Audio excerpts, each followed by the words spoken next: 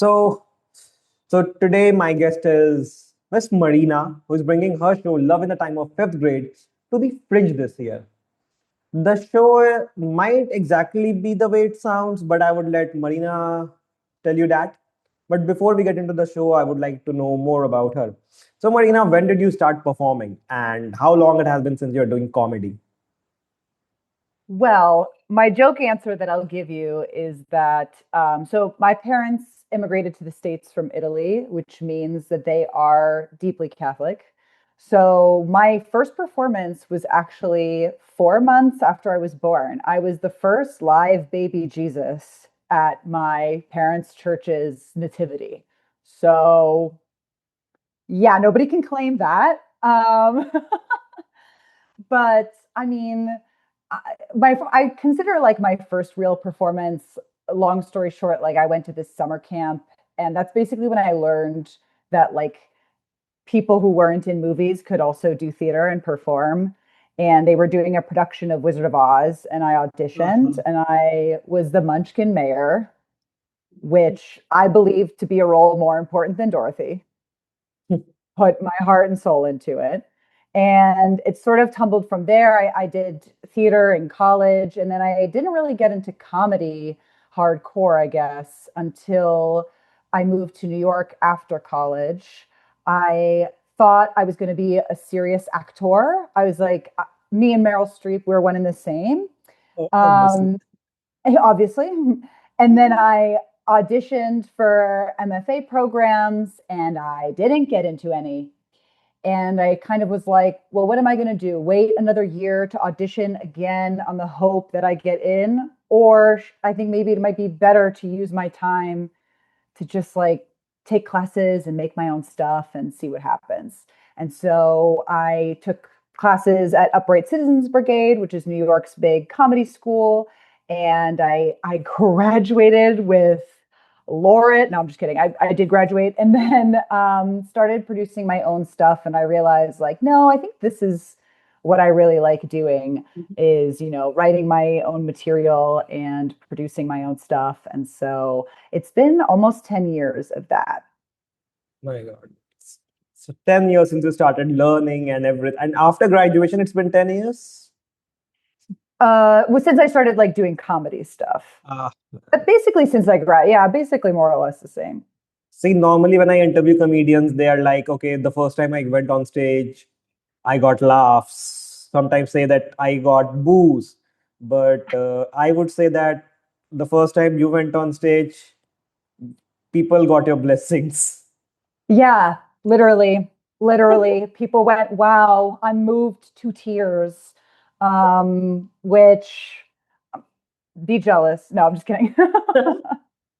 But do you remember the first time you bombed? Not in theater, like the first time you bombed in a stand up act. Oh my God. It's hard to remember the first time, honestly, because they all like melt together into one big fever dream of bombing. But long story short, like I was very privileged in that I felt like up until I moved to New York, like anytime I did a little comedy something, like people were eating it up. And I was like, yeah. And then I started doing improv and I got really lucky. I actually, in the hallways of the improv school, bumped into a high school classmate of mine that I hadn't seen in like 6 years. And she was making an improv team. And I joined that team. And I think every time we performed, we bombed. So basically, for 2 years, I bombed. Like, and it was so funny because it was like when we would practice together, we were like, guys, we're so funny. This is so great. And then we would go out and perform, and it would be like as if we forgot what we were doing, what the rules are, why we were there. Like we would just like kind of collapse. And like, I think maybe we had a hand, honestly, it was like when I reflect back, I'm like, I think we had a handful full of shows that were good. And then like 80% was just like nails on a chalkboard feeling. And so I remember those 2 years very distinctly. I don't have one kind of like standout performance, but they were all in basements. They were all on stages that were made from hay. Um, and they are fever dreams that come back to me in the darks of my nightmares. But I think that fever dream is what's keeping you like running. That if I can survive that, I can survive a couple of nights of bombing again. Yeah. I mean, even with Love in the Time of Fifth Grade, like I had one show where one person came and they were so lovely and I'm so grateful and it was such a great vibe. But even there, like in the back of my head, getting through that performance, I was like, oh my, like, how am I going to perform to just one person? And I got out at the end of it and I was like, you know what? That was way better than bombing improv in front of a crowd. Do you know what I mean? Like, we Yeah. had a nice repartee, the two of us, they were into the show, I was into the show, like, so it definitely, yeah, it definitely has given me that backbone of like, when I make a joke at the office and it sinks, I'm like, y'all have not even seen me at my worst. But see, you're coming from one person in the crowd to performing the same show at the Fringe. How does this feel? It's funny, like a couple weeks ago, I was sort of describing my feelings as like, when you've been like really hyped to get on that roller coaster and you're so excited to get on that roller coaster and then they put you in the seat and they lock the bar and you're like, actually, I would like to get off, please. I would like to get out. And they're like, no, we locked the bar. Like, you're just gonna have to ride the ride. And you're like, please, no, I would like to get out. I'm gonna throw up. Like, I feel like 2 weeks ago I was there, and now I'm sort of coming to like being just excited and being like, okay, the ride is going to start. I got to embrace the ride. I've put so much work and so much focus into this. And now, it gets to pay off, hopefully, in terms of just getting to do it. So let's go back in time a little bit and let's talk about your stand-up era first. So, do you remember getting your first laugh on stage? I ask this question to everyone because I think this is one of the most crucial moments of any stand-up artist. The first laugh, and you're like, okay, this is nice. I'm doing something. My first laugh. I mean, I remember um, I kind of have two experiences that come to mind. They're not necessarily stand up related because I did theater first for a very long time. And the one I remember that really latched to me was okay, I'm in college. I'm doing this devised play. So it's like a play that like had been written and I don't even know how to explain it. It was like this artiste from New York came with this play, Okay. and it basically was like collecting a bunch of snippets through history. And the idea was like, if aliens landed on Earth and they had video files to America's racist past, what Ah, scenes would they see? Okay. okay. I would like to say I did not write this play. Okay. I just showed up and auditioned for this show. And the idea was like it was an ensemble of actors, and you got to play different parts in different time periods. So, like, for example, I was like a 50s housewife, and then I also played like an adoring, Civil War era belle type thing. So it was like one Okay. of those where it was like you thrown into a bunch of scenes. And for that Civil War belle one, I we had this scene where we were like adoring over this man who had just come back from the front lines. We were, or no, he just come back from Europe. Doesn't matter, whatever. We're like, oh my god, he's so hot, and we didn't have any written lines. And I was like, I think like I can make this funny. Like I think I can jazz this up. And so I would improvise little lines off of the stuff that he would say. So like he had a line that was like, "Oh, and then I went to see the Dutch Netherlands and it was beautiful." And I went like, "Oh, clogs." And everybody laughed, like in the rehearsal, like everybody was dying. And it became my thing was like, what is Marina going to say in response to this like one scene? And then I remember I was the understudy actually because I didn't get cast. Big mistake, huge. Anyway, they took some of my ad libs and they gave them to the person who was actually playing the part. And I was like, yeah, take that. But like that's like the big moment that really stuck out to me where like not only was I in my like comedy, like I was making stuff that was making people laugh and that was fun, but I felt like, oh, yeah, I'm like in my element. I felt like I really won over like the directors. Like they were like, oh, this girl like has something interesting. Like I feel like it really that was like that when I come back to like that first laugh that really hit me inside, I always come back to them clogs. I think everyone around you kind of knew that you have this element of surprise with you, which is a core element of stand-up comedy. And not only this, if someone like stole your bits, then it's a win. I really think that if someone is stealing my bit, I would always take it as a compliment. That okay, my bit was so good that another comedian who's supposed to be my competitor is using it. Yeah, I mean, I think I'd be a little pissed, but then, yeah, exactly. You have that back thought that's like, well, must have been pretty good if, then it's funny, like in my personal life, I think I do a lot of bits. I develop a lot of physical bits. For a long time, for example, one of my physical bits was like anytime anybody said something that I just couldn't handle anymore, like I just can't do it. I would like pretend to be Jesus on the cross. Like I'd be like, oh, I can't do this. And I started seeing all my friends doing the bit. And it Ah, brought me, in fact, a lot of joy because it was like I started a thing. Like anytime anybody's frustrated or upset or they can't believe that girl said that, we're all like, oh my God, can you believe that she said that? And like the taste of the bit, we can discuss that later. No offense to anybody, but I love that. I love when like, I start doing something and then people like pick it up around me and then suddenly it just becomes part of the like vernacular.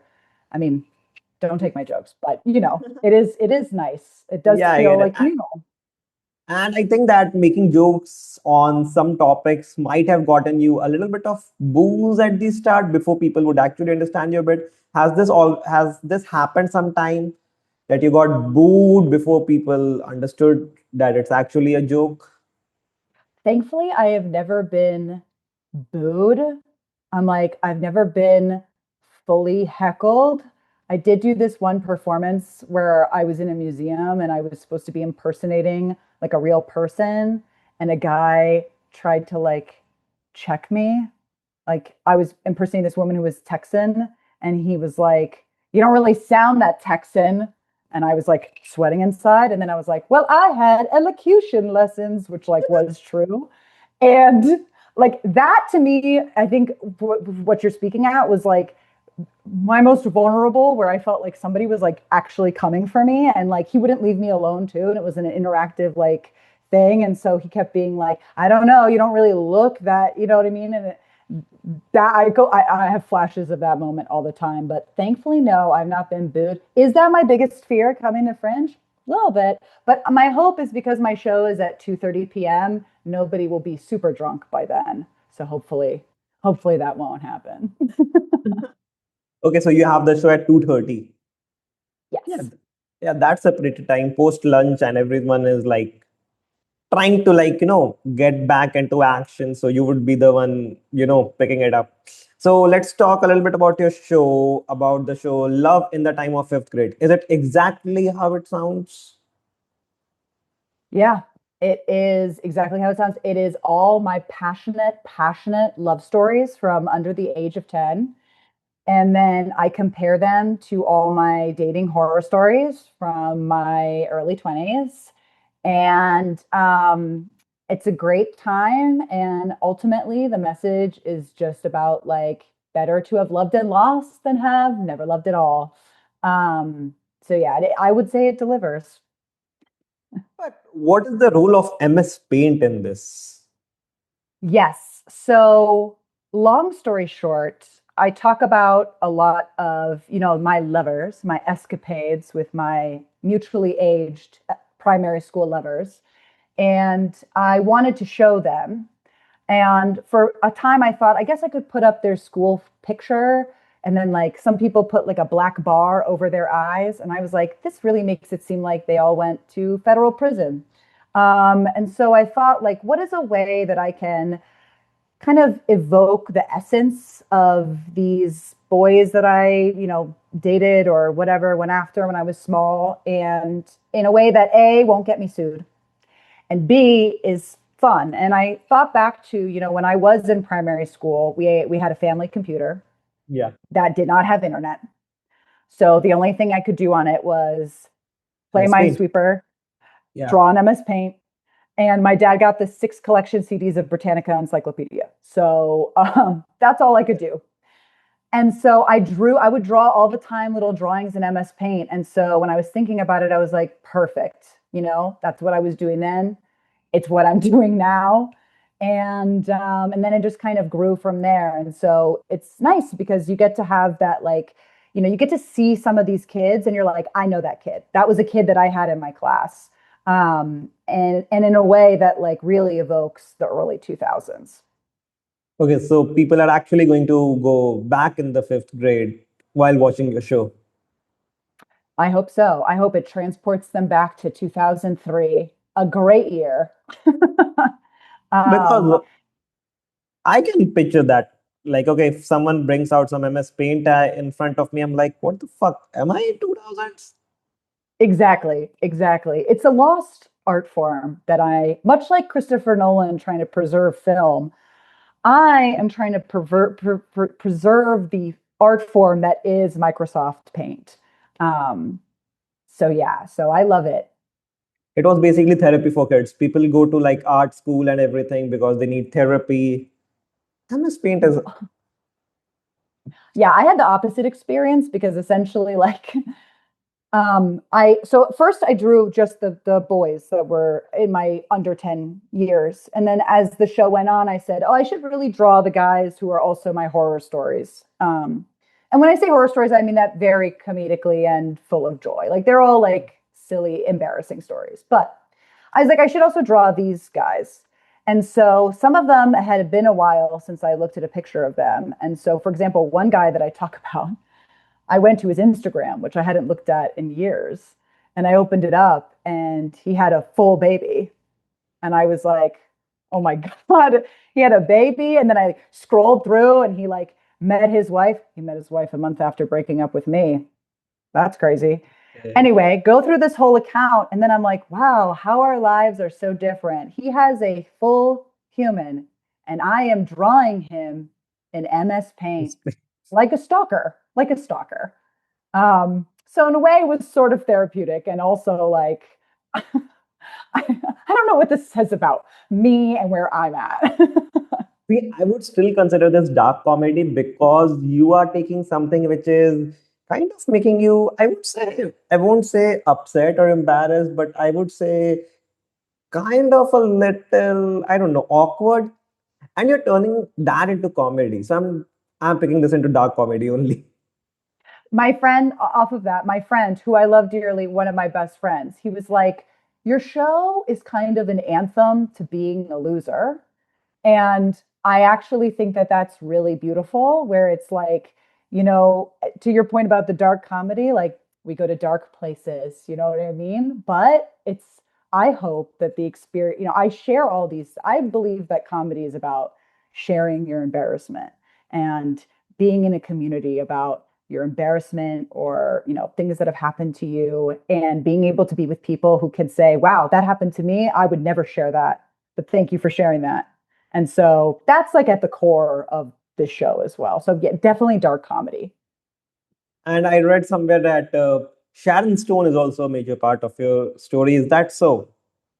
Yes. She and Gordon Ramsay are sort of my Spirit animals? inspiration, spirit animals. Yeah, devil, angel, both devils probably actually. They are two of the pop culture figures that I actually latched onto as a child, which is crazy to think about. Yeah. So Sharon And Stone and Gordon Ramsay, two different poles apart. yes, but both with a very aggro alpha streak in both of them. And I think I like very much connected to that, which probably caused most of the problems that I had. Yeah, they're both, Sharon Stone is kind of like a guiding light, I would say, for me, like somebody I come back to as a touchstone. Like, what would Sharon do? Um, because she has, talk about a woman who has like been through hell and back several times. Her life story, if you look at it, is Yeah. incredible. And then Chef Gordon Ramsay, I mean, what is there not to love about a man who freaks out about raw food on national television? And who loves how Like, to cook, and he treats everyone with respect if they deserve it, and just fucks them off basically if they messes it up. Yeah, He is so fair. That's the thing. If you rewatch the show, like, yeah, it's got the early 2000 gimmicks. Yeah, they make people who break their hand continue to cook. Okay, it's got the early 2000s reality TV problems. But if you look at just Gordon Ramsay, he's incredibly fair. If people keep messing up, he's like, "Why are you messing up? We've been over this." If somebody's good, he's like, "This was excellent. Congratulations." And he never like picked favorites, I thought. Maybe he did and they edited it out, but that's really hard, I think, to do on a reality TV show. and I would tell you that in India we don't have that much reality show of US and UK, but everyone knows Gordon Ramsay because of Hell's Kitchen, and we are Yeah, kind of disappointed that he kind of toned it down in MasterChef because we love that aggression. I know. I feel like he got the first memo that was like, okay, early 2000s reality shows, we have to be less mean. And I think that that is a lost art form of like how you can be critical and really scathing about somebody, but in a way that is justified. You know, it's like what they talk about in RuPaul's Drag Race, right? To read somebody Yeah. well is to give that scathing thing that is with love and from a place of, again, love. And that's something that he was really good at. I know, Master Chef. I do love seeing him with the kids, where he's like really Yeah, gentle with the kids. he's very Because adorable. yeah, but I did love in TikTok, he brought it back a little bit where he would criticize people's cooking videos. And I'm like, that should be a show. And NBC Universal should get on that because I would watch hours of him trying to restrain going full Ramsay, as I would say. So I actually wrote a joke. I guess it was around 7 to 8 years. So I write jokes. I'm not like I don't perform it because I have terrible stage fear and I mumble a lot. So I wrote this joke that Gordon, like the salutations of an email is how Gordon Ramsay treat kids, and the body of the email is how he treats adults. It's so true. It's like, hi there. I would like to circle back to why you didn't complete this form. Thanks and regards, warm Yeah, regards. kinds of regards. Exactly. Exactly. He should be our shining light. Yeah. And now I like to talk about one of the favorite things that I found on your Instagram is how you're picking up your Edinburgh outfits for every day. See, you're keeping your audience engaged, and it's a beautiful description. So, how did that thought came into your mind, and how much are you loving doing that? Um, it was great. It kind of came about in a couple ways. So, long story short, I end my show with a Disney Channel inspired pop song. It's very Lizzie McGuire, What Dreams Are Made Of. Like, I wanted to end my show in a really like enthusiastic, like, okay, you may not have liked this at all, but at least you can stand and dance on your way out, you know? Um, and so I was like, I think, in the Lizzie McGuire movie, when she sings What Dreams Are Made Of, she has like a Yeah, big skirt and then she reveals that she's wearing pants underneath. Very fun, right? And so yeah. I was like, I want to do the opposite where wear pants my entire show and then I put on a skirt. And so it started from there. And then I wanted to post on social media, but I couldn't find a way to post that felt natural to me. Like every time I sat down to be like, here's what my show is about, I felt a little too, I just didn't, I was like, who's going to want to watch this? I don't want to watch this. Why am I doing this? And so I've been a sewer for a very long time. My dad taught me around the time I was 12. And then I was in different sewing groups. And then I worked in a costume shop. So, like, sewing has always been kind of like a back burner skill for me. And so I was like, and also I find that when I'm really anxious about something, like going to Edinburgh Fringe, like having a menial task or like a task with my hands where I'm not like thinking or scrolling social media helps kind of take a lot of that anxious energy out from like my body, if that makes sense. So I said, I know I'm going to take this month before to make a glamorous skirt that will be for the end of my show, and I'll post about it and I'll post sewing it and maybe people will care. And it was really great, A, because it was sort of like a diary series where I got to Yeah. track how I made the skirt. So that was awesome. Um, People in my personal life like really connected to it. People would come up to me all the time, be like, when's the next video coming out? What does it look like? How did you do this? Which I wasn't expecting at all, which was really great. It helped me with my anxiety because I basically just didn't think about the show for a month because every day I had to come home and like marathon this skirt. At one point, I got this fabric where I realized I was going to have to bejewel over 5,000 stars individually by hand. And at first, I was like, how in the hell am I going to do that? And then I was like, well, it forces my friends to come over and help me. And so, like, my friends would come over and we would have bejeweling parties and we would sit around and they would help me do all these individual stars. And now I have this like beautiful skirt. And then I realized, in Edinburgh, obviously flyering is such a huge component of the whole experience. And now I'm just a big pink traffic cone that you can see shining from a mile away. So it just is like, not to use a very Shark Tank term, but the ROI on this thing has been incredible. And I'm Everything really, is coming in handy. All of your yeah, skills is coming exactly. in handy. So you just talked about a musical number at the end of the show. So what elements does the show have? Does it have like it has a typical stand-up, I know that. It has a musical, I know that. Does it have any crowd interaction or any kind of physical comedy, or are you using the stage, character plays? So what elements are there in the show? So at its core, it's like a storytelling stand-up extravaganza. The backbone of it is a PowerPoint, like Ah, slides. Those feature like the MS Paint drawings. They also feature all of my school pictures, all of my most embarrassing school pictures. All those like little pictures that like help tell a story, some text exchanges, all the kind of like a lot of visuals that like help to tell this story. Um, that's like I would say the core of my show. I mean, physical theater. I mean, this Zoom has been lagging 10 million times as I've been doing this the whole time. But I'm Italian. My parents immigrated from Italy. My hands, they're like they can't. When I was a kid, they would hold my hands behind my back, see how long I could last without moving them. It was 0 seconds. So so it's not like clown or anything like that. Not no disrespect to the clown, love the clown, but it is more like stand up. I do some like gentle audience interaction, but not any big like participation. Sorry, it's just me. No, just kidding. And then I end with my musical number, which gets hopefully everybody on their feet. So those are kind of like at its most technical core. That those are the components that it has.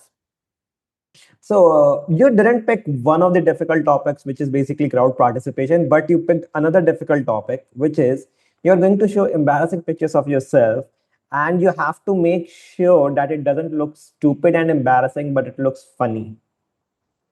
I mean, I think they're all funny. Yeah. No, but it's difficult. um, Like, stupid and funny is a very thin line between them. Like, so I think it's going to be a little bit tough. But how did you come up the courage that okay, I'm going to do this on Edinburgh Fringe. I'm going to put up these photos on Edinburgh Fringe. well, I knew I wanted my school pictures, and school pictures, in the United States, they're all to camera. They all have this like marble effect in the background. So there's sort of like Haha, a uniform shorthand of like we all have these embarrassing school pictures because they always got you on your worst day. obviously. So and everybody has the same formatted picture. So I knew I wanted my school pictures because especially American audiences like connect to these relics that we all have. And I think they nicely place like it's I could say, oh, I was 12. You might picture a 12-year-old in your head or what maybe you looked like at 12. It's different to look at a picture of me at 12 and be like, oh, okay, that's where she was. And then for some other pictures, it's funny. I did, you have those funny text conversations where you send two pictures of you at 14 to your friends and you're like, which one of these looks dumber in your opinion? Like quick thumbs up poll, like which of these two conveys that I was, trying to be sexy and failing. You know what I mean? And Yeah. there's one picture of me at 14 that I have, and I definitely went through like a couple options of photos with friends where I was like, okay, is this one accurately dumb? Okay, is this one accurately dumb? Like going through the trials of those. So to your point, you're right. There is kind of a science to like what is the picture that best communicates like what I'm trying to say here. Like I'm telling you, oh, I was awkward. I really wanted to be sexy, and the photo is me trying on a prom dress at the Nordstroms. I'm on the floor of the dressing room doing a pose like this. You're like, yeah, that translates exactly what she said. So there is kind of an art. You're right. There is kind of an art to making sure the picture is conveying, what you want to convey. But I mean, I got so many embarrassing, I got a hard drive of embarrassing pictures. So, I had a lot of content to pull from. So now I'll go to one of my favorite questions, which also I ask everyone. Who did you grow up watching and who did you idolize? Since you have already said that you are a fan of musicals, Wizard of Oz and everything, so I would like you to tell me your favorite musicals and your favorite stand-up artist or anyone who you Okay. idolize, Um, except Sharon Stone and Gordon Ramsay, since we already covered them. they're disqualified. They're disqualified. It's your question makes me laugh because you said, who's your favorite stand-up, who's your favorite like musical, and you're gonna be like, this woman, her tastes all over the place. Okay, so my favorite musical. I was actually thinking about this the other day.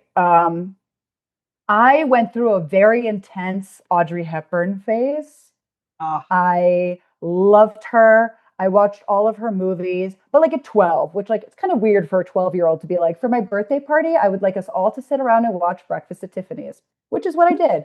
And so like I really loved her, and My Fair Lady, that's how I got exposed to that show, is the Audrey Hepburn movie with Rex Harrison.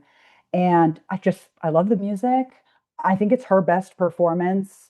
I think, I mean, it should have been Julie Andrews, which Audrey Hepburn fully admitted to, so we're good with that.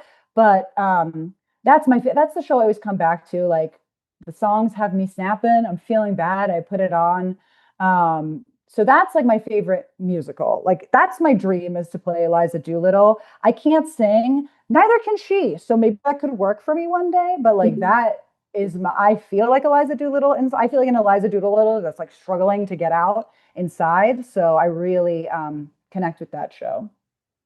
I think My when you think favorite, about Audrey Hepburn, one of the best part about her is when you think about her, you have got like this strange nostalgia and the feeling and this personality of her. It was very powerful and very unique in a way, I would say. yeah, my thing about her that I always come back to is like again her life story. Talk about a person who went to hell and back. But what we know of her is that glamorous, those glamorous pictures that we have. I mean, even Marilyn Monroe, we have her glamorous picture, but we knew she, her story of, especially I think because she died young, her story of, addiction and struggle, we all kind of know. Whereas with Audrey Hepburn, somehow she like transcended having, some people know that she struggled in World War II, but like when you read the books about her, it's like it's a lot more than just struggling in World War II. I mean, she essentially, like, not to get dark, right? But like Yeah. she starved for months. She ate nothing but tulip bulbs for months. That's probably part of the reason why she is so scary thin throughout her whole life. Like I think when you start to unpack her, I also think I connected to her because, Marilyn was such an American figure coming from having European parents. Like I connected to Audrey because I felt like, oh, this was a freaky, weird European who came to US and like No, made it work.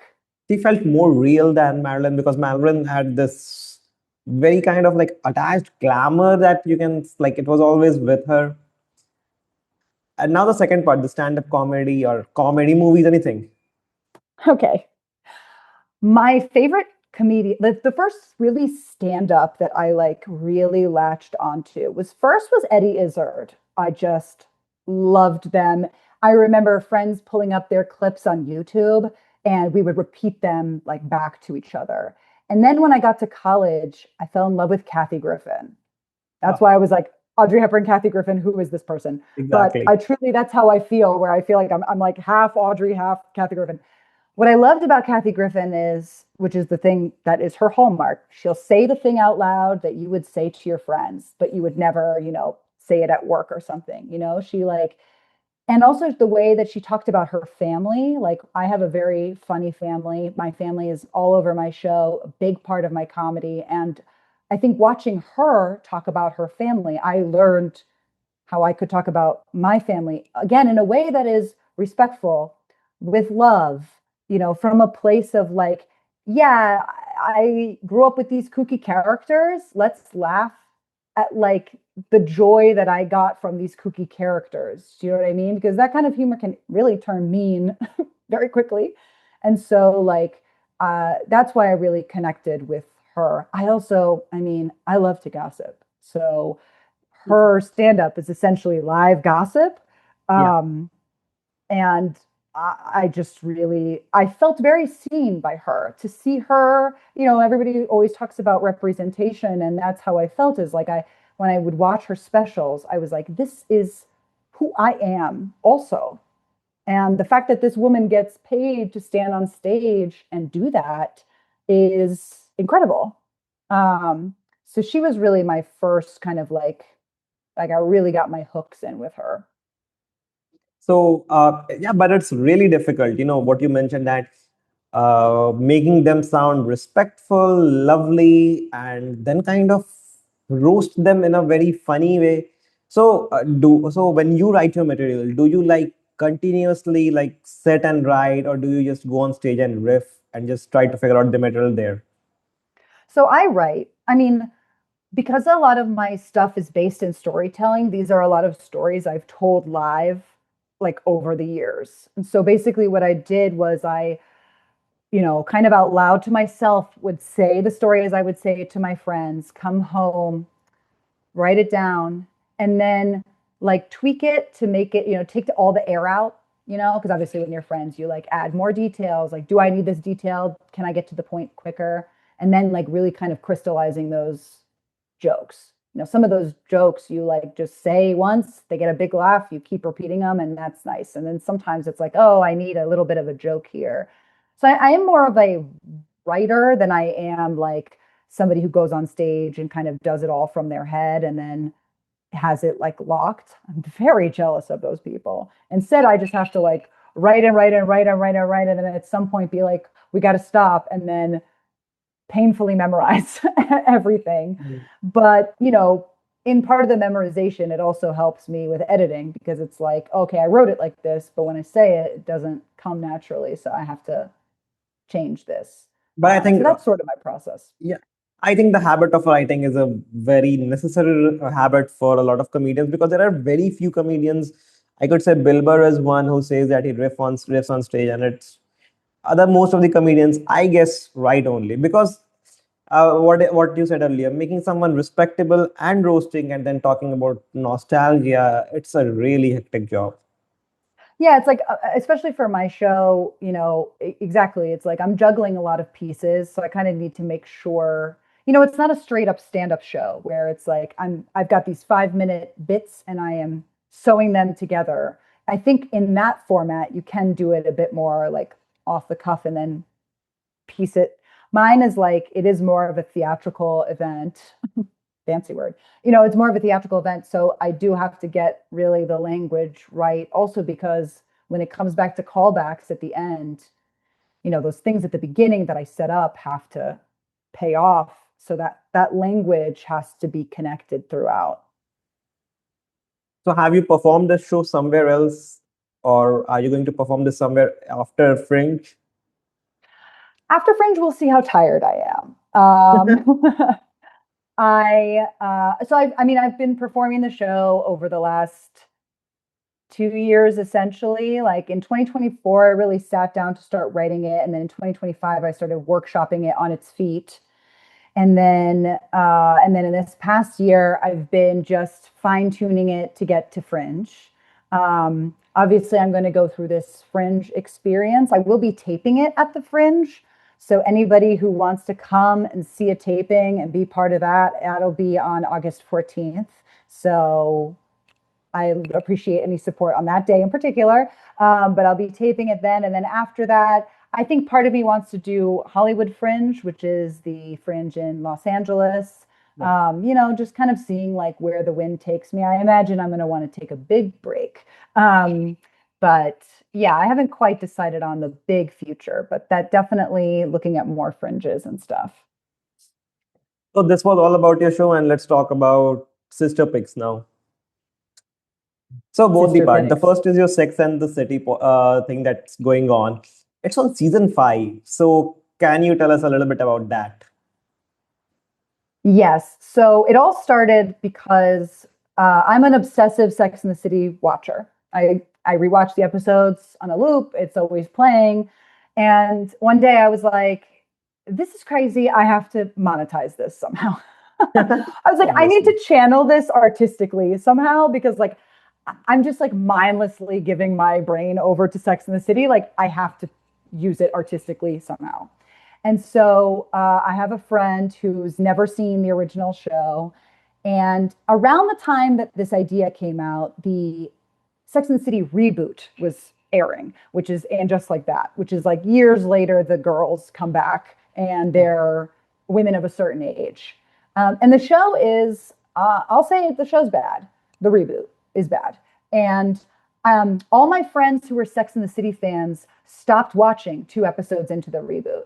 And I was still there Okay. watching. And I felt like I was taking crazy pills. I'm like, I need somebody to be watching this show because I need somebody else to experience like the craziness. I can't experience this by myself.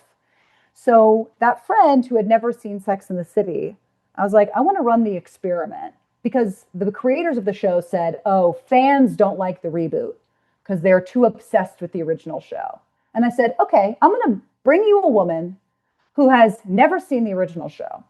She's going to watch the reboot from episode 1. And if she says it's a good show, then you're right. And so that's what we did is basically we started with Sex and the City rewatch backwards. So we started with the reboot. So my friend watched the reboot with no knowledge other than just general stereotypes about the original show. We deduced that it is anti-television. That is our thesis about the reboot. It is anti-television.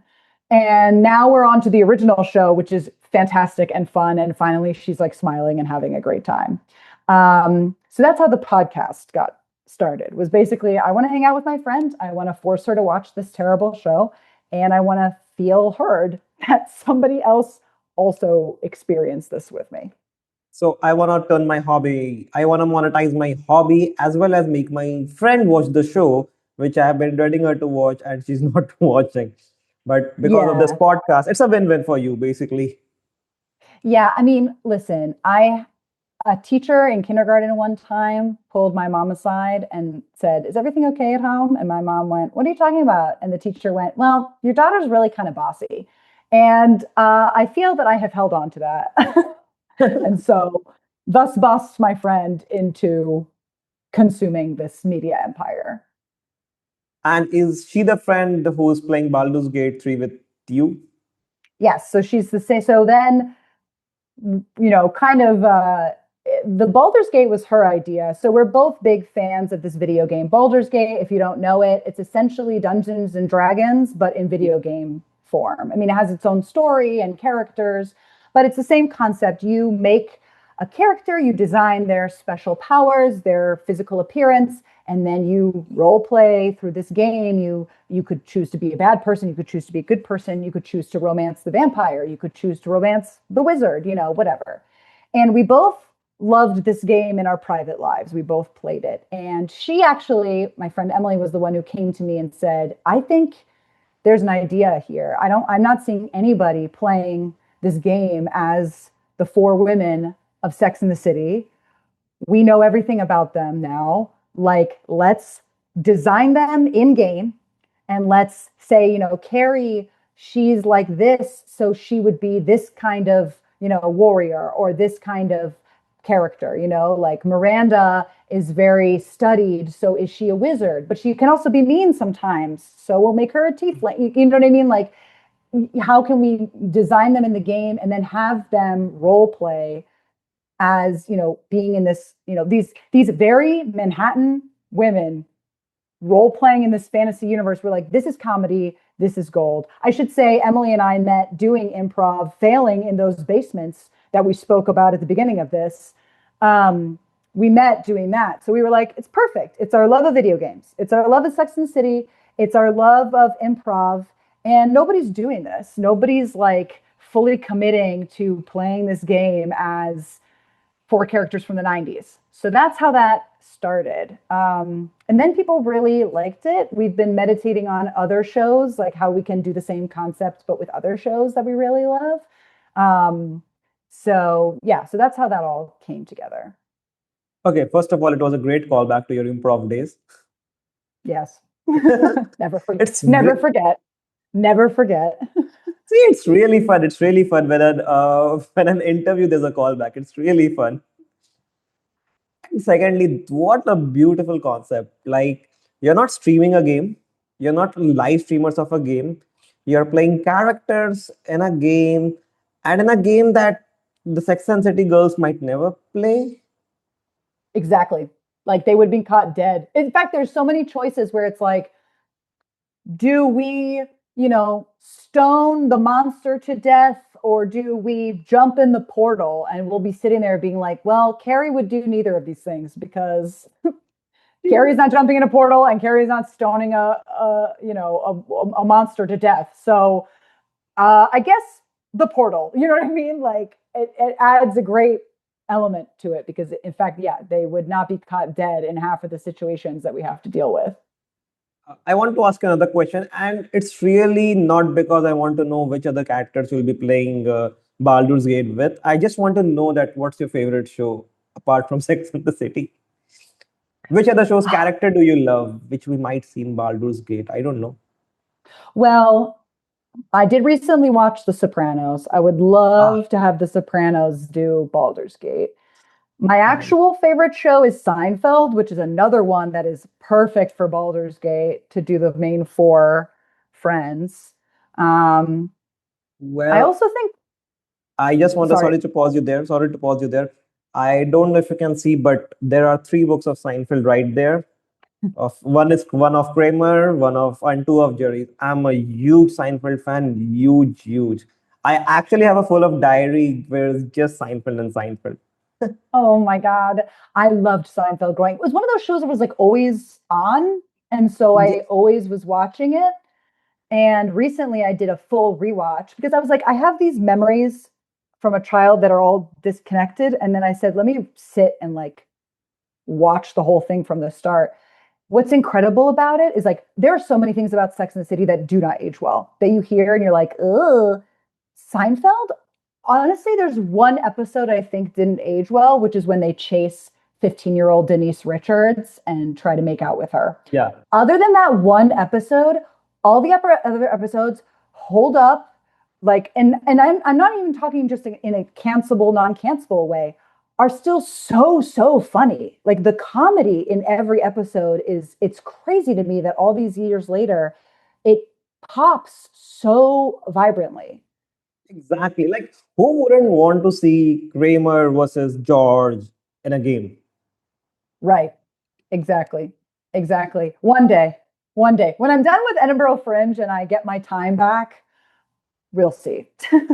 And I think one of the reasons you love Seinfeld is also because in Seinfeld also every joke is very well crafted, and you also work on your material. So, Yeah, I also identify with George, so that helps. what's your favorite part about the show? About About your Seinfeld, no, about my your show. show. Yeah. Mm. I think it might sound kind of weird. My favorite parts of the show are there are a couple things I talk about that are, I don't want to say sensitive, maybe let's say vulnerable. They were things I was embarrassed to talk about for a very long time. Like I have this one, I'm going to call it a sequence, but I have one sequence where I talk about my grandpa taking me bra shopping. Long story. Anyway, that was a story that I didn't tell anybody for a very long time because I was like, God, how embarrassing that he like went shopping with me to buy bras. Like, you know. like my virginity story, which was something I was like very embarrassed about for a very long time. And I still remember that day where I was like, am I ready to talk about this? Am I ready to talk about this for the first time on stage? That's crazy. And those are the moments that, I mean, obviously I enjoy getting laughs. Obviously, there's some parts of it, like when I talk about Gordon Ramsay, I can see people connect and that really, but those parts that are really vulnerable where every day I'm like, I can't believe I'm going to like say this in front of my coworker. Okay. Like it is ultimately, I feel really healing for me to finally like let go of it in this way and say, like I'm not scared of this thing anymore. That's like one of the that's one of the parts that I really love. And also, again, just like I have a lot of pop culture references in my show. It's very anchored in the early 2000s. And so when I say something and I can hear somebody be like, oh, yeah, I love that part. I think stand-up comedy, I think especially this show is giving you more of a chance to be honest with yourself. Yeah, exactly. And not be scared of these things anymore. Yeah. Why be scared of your own story? Mm. Like we all go through phases where things happen we don't want to talk about. That's normal. But at a certain point, it's like better to embrace it and share because listen, at the Edinburgh Fringe, I'm sure there are thousands of people who have an embarrassing virginity story. You know what I mean? And like they're going to be there being like, yep, I see you. I see me in you. You know what I mean? And I love that. I think when you share some embarrassing stories which you are very afraid to share and other people listen to it, they also like go to their friend and discuss, you know what, I also had a similar story, but I was very ashamed to share. And it gives them a chance to open up, and it's beautiful. So, Exactly. a word to anyone who's coming to see you at the Fringe. You better, sorry, loud car. You better enjoy raw scallops. That's all I'll say. Thank you so much, Marina, for being a part of this, and I hope you like this interview. I loved it. Thank you so much for taking the time. I really appreciated it. And thank you for the research. I feel like I'm in the presence of a librarian, and I very much appreciate, as a Virgo, I appreciate that energy. Yeah, as an Aquarius, I don't know what horoscope means. Nice. Thank you so much. So you're performing every day Awesome. from 7 to 31, right? 7 to 20. Yep. Okay. Thank you so much, and Thank all you the so best for much. Edinburgh. Thank you. I Bye. really appreciate it. Thank Bye. you. Bye.